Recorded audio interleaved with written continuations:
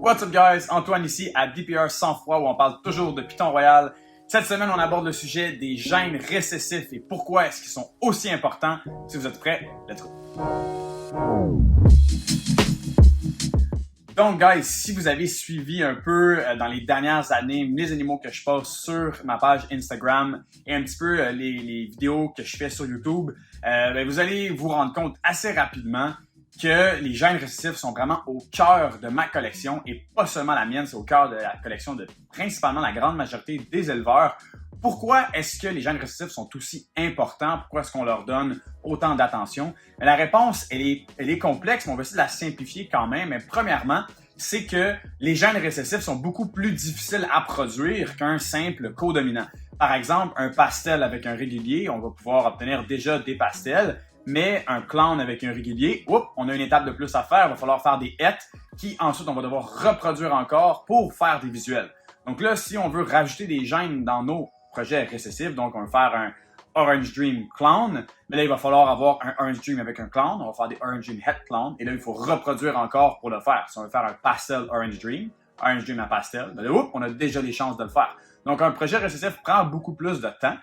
Ce que ça fait, premièrement, ça fait que les combos, il y en a moins parce que il faut travailler plus fort pour les obtenir.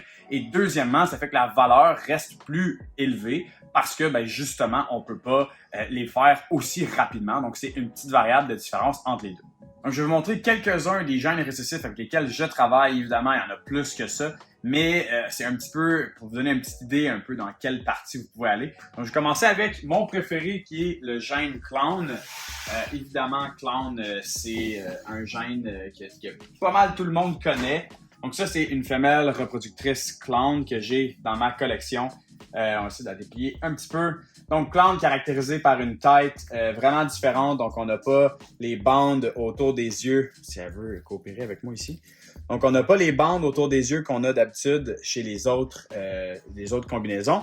Et clown, dans le fond, c'est une génétique qu'on appelle blackback, donc avec une dorsale noire. Et les motifs vont vraiment être excessivement variables, tout dépendamment de ce qu'on met à l'intérieur. La raison pour laquelle on l'appelle clown, c'est qu'on a des petits motifs qui descendent comme ça. C'est très visuel chez les bébés. Mais ça ici, c'est comme une larme, puis c'est comme une larme de clown. C'est un peu étrange, mais c'est la raison en arrière de laquelle on appelle ce gène le clown. Donc ça, c'en est un. Je vais vous montrer vite un petit combo clown, juste pour vous montrer un petit peu le potentiel de ce qu'on peut faire avec un clown. Je vais vous montrer ici une femelle Orange Dream Cypress Clown. Donc on peut voir vraiment à quel point ça peut être super variable d'avoir des animaux avec clown. Donc on peut vraiment aller chercher des motifs complètement différents. Je peux même vous en montrer un autre. Ici, on a une femelle Chocolate Clown. Donc, on a vraiment des motifs très, très variables, des couleurs différentes. Et là, on peut passer on pourrait passer une vidéo entière juste à montrer les clowns. Ça se peut qu'on le fasse éventuellement. En fait, c'est sûr qu'on va le faire éventuellement. Donc, ça, c'est un gène clown. C'est mon préféré.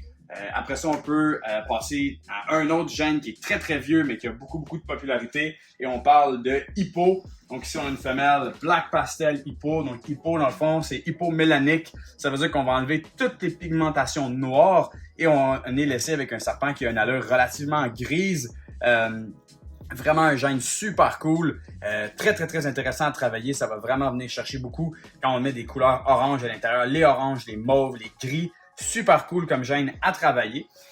Ensuite de ça, il y a Desert Ghost qui est relativement dans les gènes vraiment super intéressants à travailler. Je montre ici une femelle Enchi Desert Ghost. Donc encore super beau comme serpent. Le Desert Ghost, dans le fond, c'est vraiment un combo qui va être excessivement clair. On va avoir un animal très très très contrasté. Donc on va aller chercher beaucoup le contraste entre les noirs, les jaunes, les couleurs. C'est un des gènes préférés dans l'industrie par sa versatilité, par ce qu'on peut faire avec ça et parce que quand ils sont adultes, ils sont excessivement beaux. Beaucoup de combos, une fois adultes, sont un peu moins beaux. Et là, Desert Ghost en est un qui est vraiment cool. Alright, là ici on a, ça c'est peut-être pas le meilleur exemple parce qu'on voit pas tout à fait, mais ici on a une femelle Pinstripe Piebald et non, pas Piebald. Pour tous ceux qui disent Piebald, s'il vous plaît, arrêtez. C'est Pied ou Piebald. Piebald, c'est pas ça. Donc, c'est une femelle Pinstripe Piebald. Dans le fond, ce que ça fait, c'est qu'on va aller chercher des taches blanches. Celle-là ici, elle est low white. Ce qu'on veut dire par là, c'est que la quantité de blanc dans l'animal est très, très, très faible. Donc, on a juste des petites taches ici et là. Certains gènes sont reconnus pour être relativement low white, Pinstripe, Enchi en sont par exemple. Et d'autres combos, parfois, sont high white, donc va avoir beaucoup plus de blanc à l'intérieur, parfois juste même une petite tache sur l'animal. Donc ça, c'est un des gènes qui est là depuis très longtemps dans l'industrie. Et évidemment, c'est un des préférés. J'en ai pas énormément dans ma collection. Pour moi, c'est pas un gène avec lequel je travaille beaucoup, mais ça reste que c'est un gène qui est très populaire. Donc ici, on a un gène qui est un peu moins connu. On a le gène Sentinelle, qui est en fait la même chose que Paint. Les deux, c'est exactement la même chose, c'est juste deux lignées différentes, deux noms différents. Donc, c'est un animal qui est dans le style granit. Ce que je veux dire par là, c'est que les motifs sont très complexes, très texturés. On a une dorsale qui est très noire, les côtés relativement clairs. Et cet exemple ici, cette femelle-là, elle est absolument magnifique parce qu'on voit beaucoup le jaune qui sort dans son cou. C'est vraiment un animal super cool. C'est un des gènes que j'aime beaucoup travailler avec parce que j'adore le potentiel. On n'a pas vu grand-chose encore, mais définitivement, c'est un de mes gènes préférés. Cette femelle-ci est un combo puzzle. Puzzle, c'est vraiment un gène encore qui a beaucoup de potentiel. On commence à avoir de plus en plus de combos, mais ça reste que c'est quelque chose qu'on n'a pas vu énormément. Cette femelle-là, c'est donc une Orange Dream Enchi Leopard Puzzle. Vraiment une femelle avec beaucoup de gènes. J'ai très hâte de la reproduire. Puzzle, c'est un gène avec lequel on travaille beaucoup dans la collection ici à DPR. On essaie vraiment d'être avant-gardiste sur ce qu'on va pouvoir faire. Énormément de combos Super Orange Dream Puzzle qui vont être à venir dans les prochaines années. Évidemment, la beauté avec ces gènes récessifs-là, c'est qu'on va vouloir incorporer des gènes codominants. Donc, Orange Dream, Black Pastel, Chocolate, Spot Nose, Enchi, Leopard, Fire, ça va, il y a une liste immense. Et chacun de ces gènes-là va travailler d'une manière différente avec les récessifs.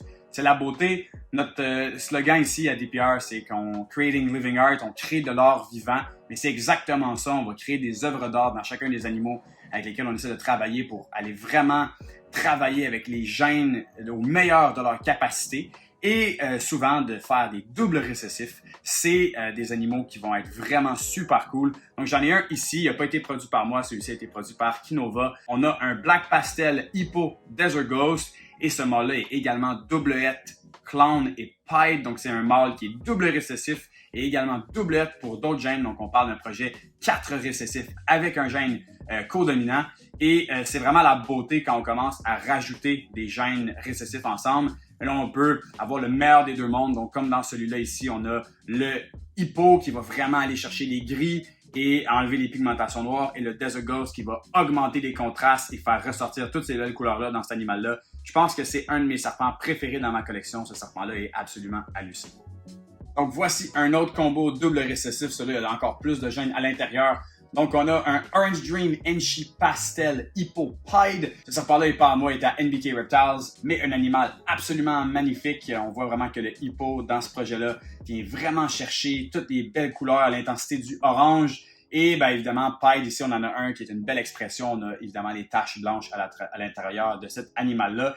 Et donc, l'idée en arrière d'avoir des projets double récessifs avec des gènes codominants et tout, c'est vraiment d'aller travailler pour toujours créer de l'art vivant, créer quelque chose d'hallucinant, de magnifique, mais de faire en sorte que ces projets-là, ces animaux-là, qui prennent autant de temps à faire, finissent quand même par valoir quelque chose d'intéressant. Si on travaille 10 ans à faire un serpent, mais s'il vaut 200$, c'est peut-être un beau serpent, mais réalistiquement, en tant qu'entreprise, ça vaut pas nécessairement la peine. Mais c'est vraiment là que la valeur, elle est dans les doubles, triples récessifs, de travailler à rajouter après ça des gènes, ça vient vraiment intéressant parce que c'est difficile à faire et c'est pourquoi ces animaux-là sont aussi extraordinaires et exceptionnels.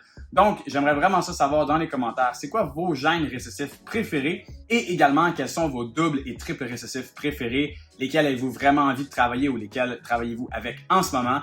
Sur ce, n'oubliez pas de vous abonner à la chaîne YouTube, allez voir notre page Instagram et notre Morph Market pour les animaux disponibles. En passant, il y a beaucoup de récessifs, des doublettes et même des triplettes disponibles. Sur ce, on se dit cheers et